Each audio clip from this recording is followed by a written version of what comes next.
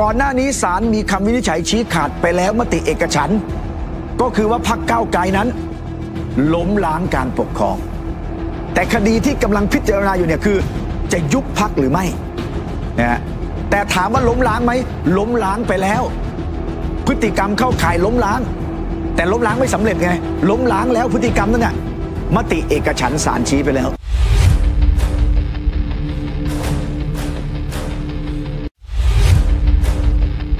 วันนี้ว่าด้วยเรื่องคดีของนักการเมืองระดับบิ๊กที่อยู่และเคยอยู่ในศาลรัฐธรรมนูญอวสานเซลแมน 50-50 ต้องบอกว่าคดีของคุณเศรษฐาทวีสินเนี่ยตอนนี้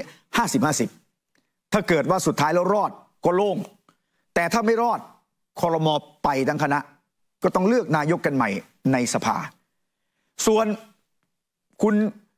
พิธาลิ้มเจริญรัตน์นะแล้วก็พรรคก้าวไกลนั่นคดีอยู่ในศาลรัฐธรรมนูญอยู่แล้วครับว่าจะยุบพรรคหรือไม่นะแล้วล่าสุด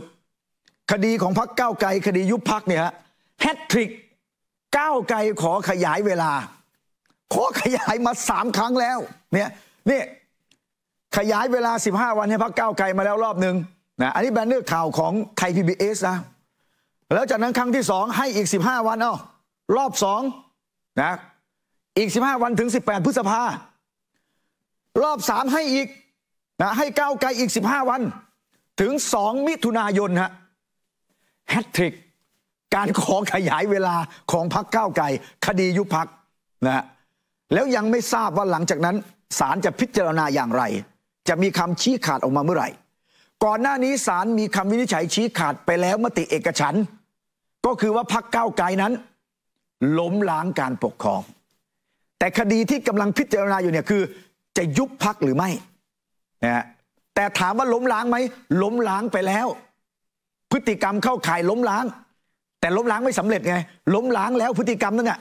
มติเอกฉันท์ศาลชี้ไปแล้วแล้วถ้าจำกันได้ครับนะพฤติกรรมที่นำมาสู่การชี้เนี่ยนะนี่ไม่ใช่แค่เสนอแก้กฎหมาย112มีพฤติกรรมในการไปเคลื่อนไหวสนับสนุนกลุ่มคนที่เสนอยกเลิก112ที่ทำผิดกฎหมายอาญามาตรา112นะแล้วก็ทั้งโลกโซเชียลนะอันนี้ข่าวที่เคยไปเคลื่อนไหวร่วมกับแนวร่วมม็อบ3 นิ้วแกนนำมีสสของพรรคมีผู้บริหารพรรคแม้กระทั่งหัวหน้าพรรคนายพิธาเองนะแล้วนี่ครับอันนี้คือสมัยม็อบ3 นิ้วที่ออกมาขับเคลื่อนเรื่องโจมตีสถาบันกษัตริย์แล้วนำมาสู่การปราศัยอ้างว่าปฏิรูปแต่ศาลชี้ว่าล้มล้างการปกครองไงแกนนำก็เหล่านี้ครับ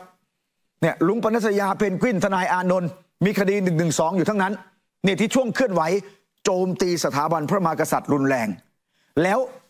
อดีตแกนนำนะของทางพรรคอนาคตใหม่นะซึ่งตอนนี้เป็นคณะก้าวหน้าแล้วก็สมัยก่อนเนี่ยบรรดาสสที่เคยอยู่อนาคตใหม่ก็ทำงานอยู่ด้วยกันกับท่านเหล่านี้คุณช่อคุณธนาธรคุณปิยบุตรสมัยม็อบ3 นิ้วนี่ถ้าใครลืมไปเคลื่อนไหวร่วมกับม็อบ3 นิ้วยังไงเห็นไหมนี่ใส่เสื้อนะมิดชิดด้วยคุณธนาธรนะยังกับนินจาฮัตโตริคุณช่ออย่างเงี้ยเห็นไหมแต่ไม่ได้ไปขึ้นเวทีปราศัยเท่านั้นเองสมประโยชน์ทางการเมืองกันเพราะว่าแนวทางตรงกันแล้วหลังจากนั้นพอมาเป็นพรรคก้าวไกลนะก้าวไกลเนี่ยเคยถูกร้องยุบพรรคมาแล้วถ้าจำกันได้นั่นเหมือนคำเตือนมาแล้วด้วยซ้ำจำได้ไหมครับที่ก้าวไกลเรียกว่าคดีอิลูมินาติแต่นั่นไม่ใช่แก่นก็คือการกระทำเข้าลักษณะโจมตีนะล้มล้างนั่นแหละครับแต่ตอนนั้นศาลยกเพราะมันยังไม่ชัดแล้วมาคราวนี้พิธาเป็นหัวหน้าพรรคนะออกนโยบายหาเสียงแก้หรือเลิก112ไปติดสติ๊กเกอร์ตรงยกเลิกทั้งที่ก่อนหน้านั้นเคยเสนอแก้112ในลักษณะตามเนื้อหาที่ทำให้ทางประธานรัฐสภาตอนนั้นบอกว่าเฮ้ยไม่ได้มันเป็นการเสนอที่ขัดกับรัฐธรรมนูญบรรจุให้ไม่ได้แต่เอาไปใช้เป็นนโยบายหาเสียงเลยรู้หรือควรรู้อยู่แล้วตอนนั้นศาลเคยวินิจฉัยไปแล้วกรณีของม็อบ3 นิ้วล้มล้างการปกครองเนื้อหาสอดรับกันเลยแล้วยังเอาไปหาเสียงไงเสนอแก้แล้วยังเอามาหาเสียงอีกแล้วสสโพสต์ว่าแก้รัฐธรรมนูญหรือเปล่านี่ครับนะสนับสนุนขอบคุณคนที่มาลงชื่อยกเลิกมาตรา112สนับสนุนยกเลิก112ครับเพราะว่าภาพเนี่ยเขามาชูป้ายเลิก112นี่สสพรรคก้าวไกลทั้งนั้น ที่เอามาโพสต์สนับสนุนรังสิมันต์โรมโพสต์เฟซบุ๊กยกเลิก112เห็นไหมฮะภริษฐ์วัชรสินธุแฮชแท็กยกเลิก112นี่แล้วก็อ้างว่าทำไมขอแก้กฎหมายไม่ได้มันใช่ไหมล่ะทีนี้ที่ศาลรัฐธรรมนูญวินิจฉัยย้อนกลับไปสั้นๆนี่ครับก็เหมือนที่เรานำเสนอไว้ว่าเดิมทีเดียวเนี่ยจะเสนอแก้112แต่ทางสภายุคนั้นบอกเราเฮ้ยมันขัดรัฐธรรมนูญไม่ฟังเอามาทำเป็นนโยบายหาเสียงเอามาเคลื่อนไหวต่อนะแล้วจนกระทั่งนำไปสู่การถูกร้องวินิจฉัยล่าสุดว่าล้มล้างการปกครองจริงๆทีนี้นอกจากมีการยื่นปปชแล้วเมื่อศาลรัฐธรรมนูญชี้แล้วว่าใช้สิทธิหรือเสรีภาพเพื่อล้มล้างการปกครองตามมาตรา49 วรรค 1ของรัฐธรรมนูญคำวินิจฉัยศาลรัฐธรรมนูญเป็นเด็ดขาดมีผลผูกพันรัฐสภาคณะรัฐมนตรีศาลองค์กรอิสระหน่วยงานของรัฐวินิจฉัยไปแล้วว่าก้าวไกลล้มล้างการปกครองผลคืออะไรก็มีการไปยื่นกกต.นะยื่นกกต.อันนี้เป็นมาตรา49ที่ชี้แล้วว่าผิดนะเมื่อศาลชี้ขาดไปแล้วว่าผิดมาตรา49 วรรค 1ที่เห็นเมื่อสักครู่นี้หลังจากนั้นคืออะไรครับก็มีการร้องไปที่กกต.ว่าผิดกฎหมายพรรคการเมืองกกต.ต้องดำเนินการเพราะมาตรา92นี่บอกเอาไว้แล้วถ้ามีพรรคการเมืองล้มล้างการปกครองต้องส่งศาลรัฐธรรมนูญยุบพรรคศาลรัฐธรรมนูญวินิจฉัยชี้ขาดแล้วมีผลที่สุดผูกพันองค์กรอิสระคือกกต.ไม่ต้องไปไต่สวนอะไรเพิ่มเติมแล้ว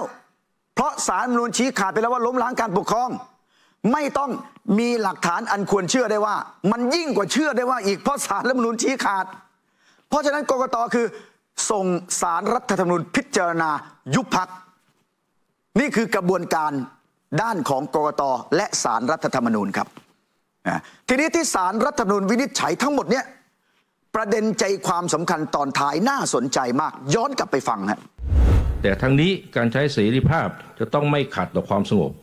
เรียบร้อยหรือศีลธรรมอันดีของประชาชนและไม่ละเมิดสิทธิหรือเสรีภาพของบุคคลอื่นด้วยซึ่งรัฐธรรมนูญมาตรา25มาตรา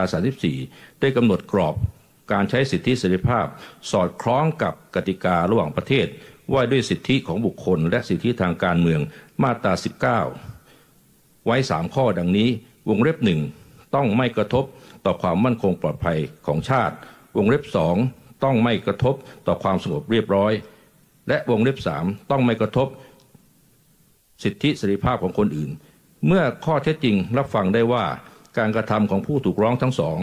มีพฤติการในการใช้เสรีภาพในการแสดงความคิดเห็นทางการความคิดเห็นเพื่อการเรียกร้องให้มีการทำลายการปกครองระบอบประชาธิปไตยอันมีพระมหากษัตริย์ทรงเป็นประมุขโดยซ่อนเร้นหรือผ่านการนำเสนอร่างกฎหมายแก้ไขเพิ่มเติมประมวลกฎหมายอาญามาตรา112เป็นและใช้เป็นนโยบายพรรคแม้เหตุการณ์คำร้องผ่านพ้นไปแล้วแต่